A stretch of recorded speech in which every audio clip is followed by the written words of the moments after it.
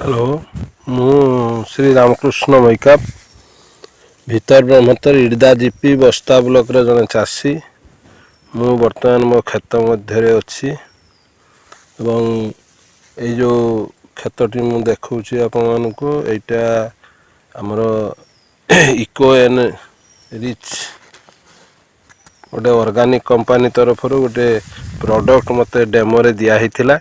एवं मु सेटाको एई जमी रे प्रयोग करिथिली आपण देखि पारुथिबे केते पिलो आसीछि एवं पाखा पाखी 30-40 पिलो हेछि एवं जेहेतु बिलोटी मोर नर्सरी प्लॉट थिला टिके लेट हेछि एबे धान बाहारुछि एवं केंडा मध्य आपण माने देखंतु भलो केंडा पकईछि एगुड़ा को बाहरी जाइछि केंडा देखंतु एबे फूल उड़ेवा अवस्था रे जस्ट बाहरुछि केंडा भी भलो आछि एवं पिलो मध्य भलो देछि आ टिके पछरे